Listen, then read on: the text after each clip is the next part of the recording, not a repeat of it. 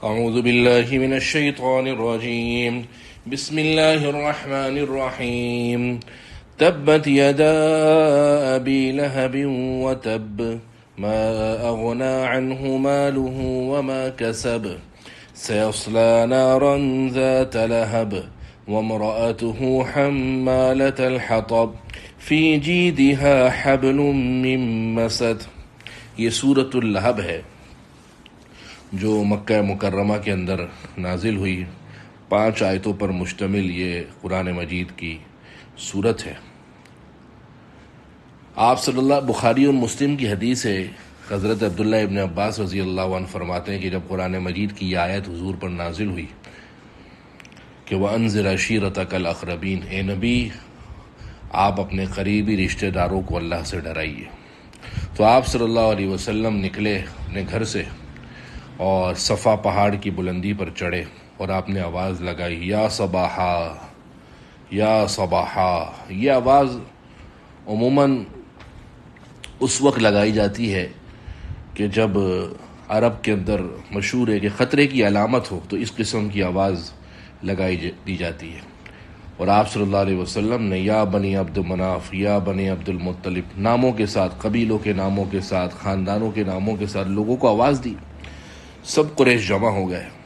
جب سارے قریش جمع ہو گئے تو آپ صلی اللہ علیہ وسلم نے فرمایا کہ اگر میں تمہیں یہ خبر دوں کہ دشمن تم پر چڑھ آیا ہے اور صبح یا شام میں وہ دشمن تم پر ٹوٹ پڑنے والا ہے، اکنتم مصدقی، تو کیا تم لوگ میری بات کی تصدیق کرو گے؟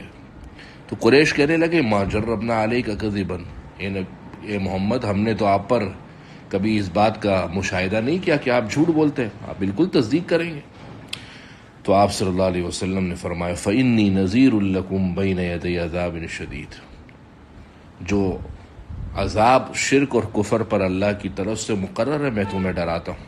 یہ سن کر ابو لہب نے کہا تبا لک الہذا جمعتنا، اے محمد تیرے لیے ہلاکت ہو، تو نے کیا ہمیں اس مقصد کے لیے جمع کیا تھا؟ اور آپ کو مارنے کے لیے ایک پتھر اٹھایا.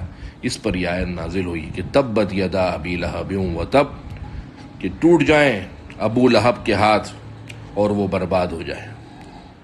ما اغنی عنہ مالہ وما کسب، اس کو نہ اس کا مال کام آیا اور نہ اس کی کمائی کام آئی.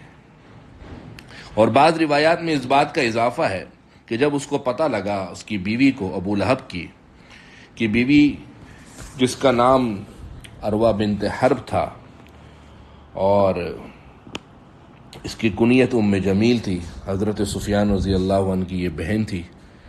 جب اس کو یہ بات پتہ لگی کہ اس قسم کی بات حضور صلی اللہ علیہ وسلم نے کی ہے کہ ابو لہب کے ہاتھ ٹوٹ جائیں اور ابو لہب ہلاک ہو جائے، تو یہ عورت اپنے گھر سے نکلی. اور آپ صلی اللہ علیہ وسلم کا یہ حال تھا کہ آپ کعبۃ اللہ کے پاس مسجد میں بیٹھے ہوئے تھے اور آپ کے ساتھ حضرت ابو بکر رضی اللہ عنہ تھے، اور اس عورت کے ہاتھ کے اندر پتھر تھے. اور یہ عورت جب سامنے سے آنے لگی تو حضرت ابو بکر رضی اللہ عنہ نے حضور سے کہا حضور یہ آپ کو طرف آ رہی ہے، ایسا نہ ہو آپ کو نقصان پہنچائے.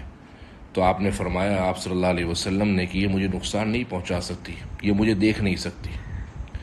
پھر یہ عورت آپ صلی اللہ علیہ وسلم کے پاس آئی. حضرت ابو بکر کھڑے تھے کہ یہ ام جمیل ابو لہب کی بیوی جس کا نام عروہ بنت حرب تھا، حضور بیٹھے تھے لیکن اللہ نے اس کی بینائی حضور کو دیکھنے کے لیے سلب کر لی تھی اور یہ حضور کو دیکھ نہیں سکتی تھی.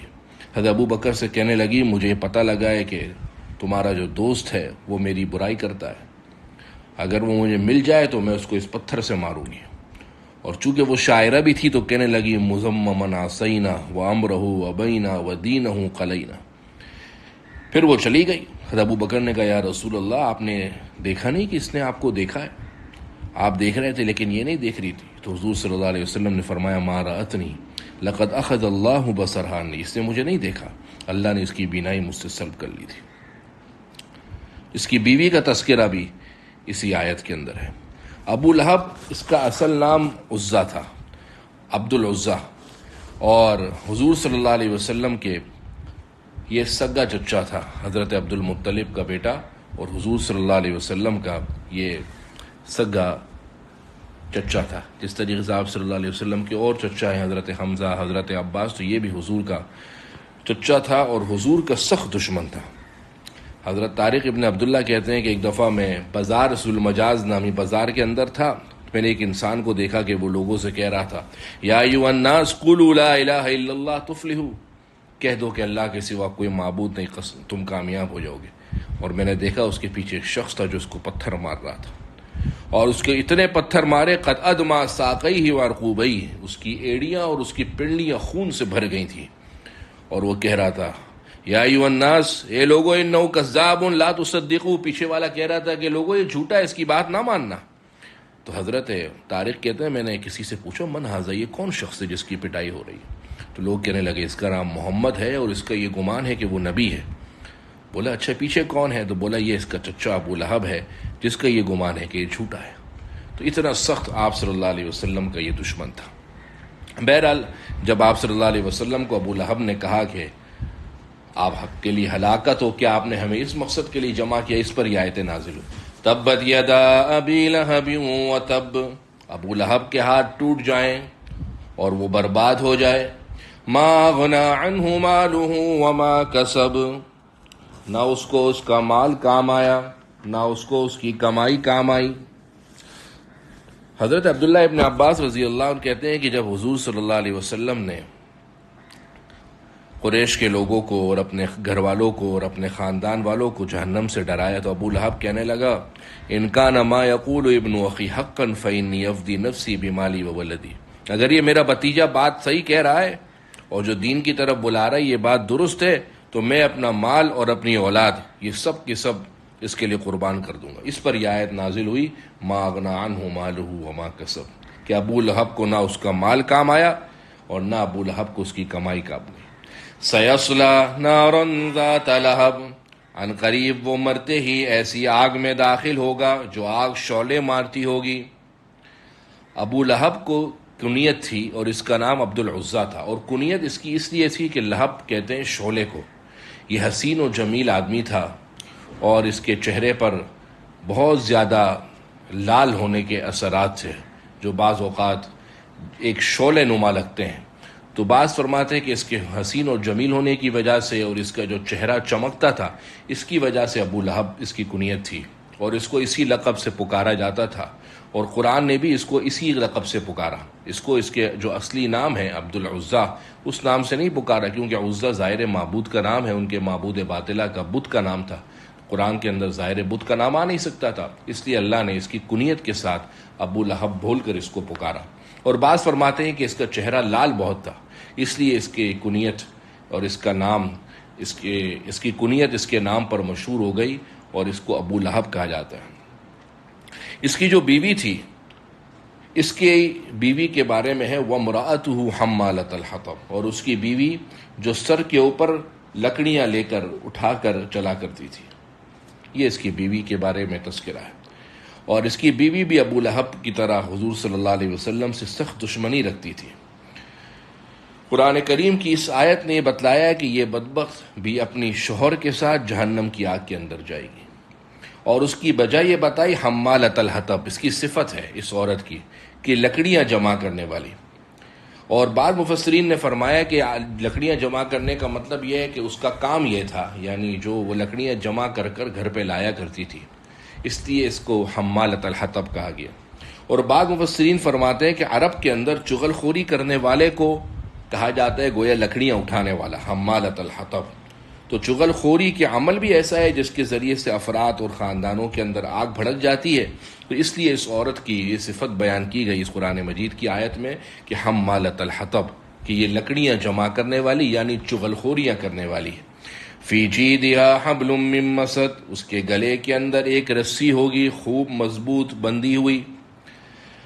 تبت یدا ابی لہب وتب، ٹوٹ جائیں ہاتھ ابو لہب کے، وتب اور ٹوٹ گئے، یہ خبر دی گئی وتب کے ذریعے سے کہ اور ٹوٹ گئے، یعنی یہ بد دعا جو قرآن نے دی واقعتاً ایسا ہوا کہ ابو لہب ہلاک ہو گیا۔ قرآن مجید اور عرب کا اسلوب ہے کہ اکثر جگہوں پر قرآن مجید میں یا عربوں کے اندر جب کہا جاتا ہے کہ فلانا ہلاک ہو گیا تو انسانی جان کی ہلاکت کے لیے ید کا استعمال کیا جاتا ہے، ہاتھ کا، جیسے کہا جاتا ہے کہ یوم ینظر المرء ما قدمت یداہ، جس دن انسان دیکھ لے گا کہ اس کے ہاتھوں نے کیا بھیجا ہے، یعنی ہاتھوں نے کیا بھیجے کا مطلب اس کی ذات نے کیا بھیجا. تو تبت یدا ابی لہب کا معنی بھی یہاں پر یہ کہ ابو لہب کے ہاتھ ٹوٹ جائیں، یعنی ابو لہب خود تباہ ہو جائے، ابو لہب خود برباد ہو جائے.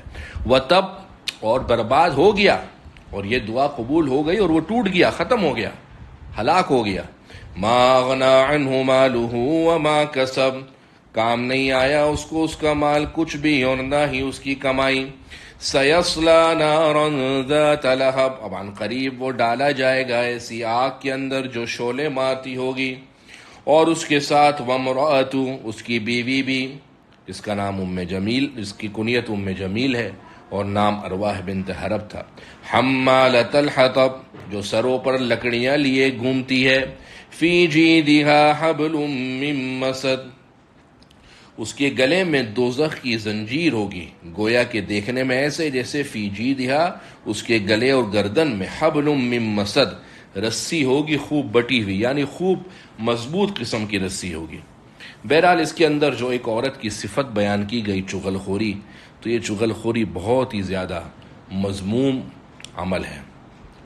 آپ صلی اللہ علیہ وسلم نے فرمایا، مسلم شریف کی حدیث ہے کہ لا يدخل الجنۃ نمام، کہ چغل خوریاں کرنے والا جنت میں نہیں جائے گا. بلا وجہ ایک کی بات دوسرے کو بھرنا، کان کے اندر ڈالنا، ایک کی شکایت بلا کسی وجہ کے دوسرے سے کرنا، صرف اور صرف اس لیے کہ ایک مسلمان دوسرے سے دور ہو جائے، یہ چغل خوری ہے. اور بلکہ مسلم ہی کی روایت ہے کہ آپ صلی اللہ علیہ وسلم نے فرمایا، من شر الناس ذو الوجہین، لوگوں میں سب سے برا کون ہے؟ ذو الوجہین. حدیث شریف میں فرمایا دو منہ والا، الذی یاتی ہؤلاء بوجہ وہؤلاء بوجہ، ایک گروہ کے پاس جائے گا، جماعت کے پاس جائے گا، بولے گا پتہ ہے فلانا آپ کے بارے میں کیا کہتا ہے، دوسرے کے پاس جائے گا، بولے گا پتہ ہے فلانا آپ کے بارے میں، دونوں کو ایک دوسرے سے لڑوانے کے کام کرے گا. گویا ہمارے زمانے میں بھی فساد، لوگوں کے درمیان، خاندانوں میں انتشار، ناچاقیاں، نا اتفاقیاں، اس کی ایک بہت بڑی وجہ یہ چغل خوریاں ہیں کہ ایک دوسرے کے کان بھرنا، ایک دوسرے سے بدزن کرنا، یہ ہمارے عمل بن گیا. قرطبی میں ہے کہ حضرت کعب احبار کہتے ہیں کہ ایک دفعہ بنی اسرائیل کے اندر قحط ہوا، تو حضرت موسیٰ علیہ السلام لوگوں کو بار بار لے کر نکلتے تھے کہ اللہ سے بارش مانگتے تھے، لیکن بارش نہیں ہوئی. بعض روایت کے مطابق 3 دفعہ ایسا ہوا.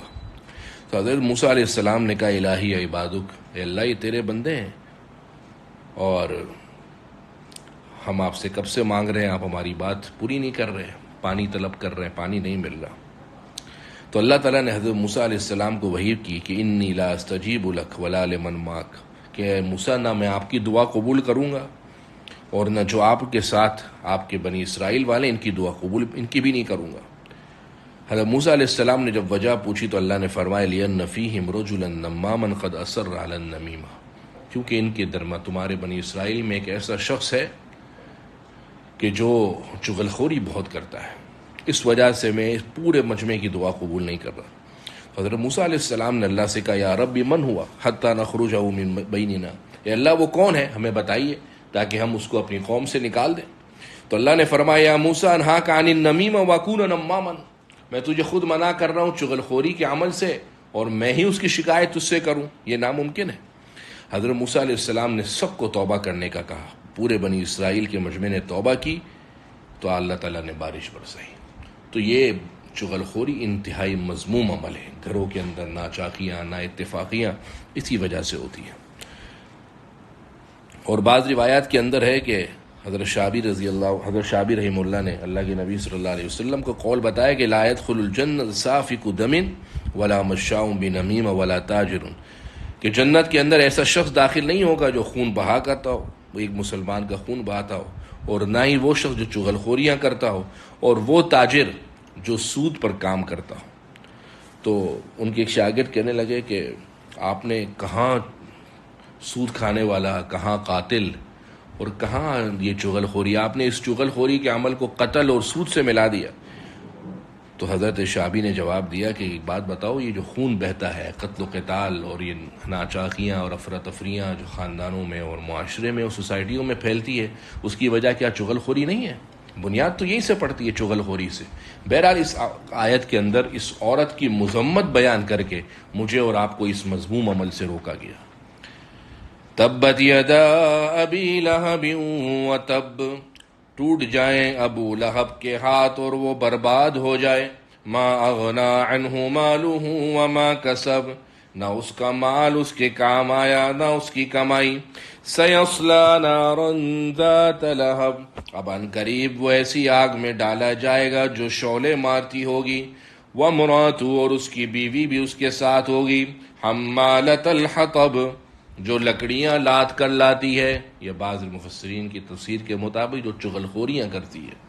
فی جیدہا حبل من مسد، اس کے گلے کے اندر ایک رسی ہوگی خوب بٹی ہوئی، مضبوط گٹ لگی ہوئی مضبوط رسی ہوگی.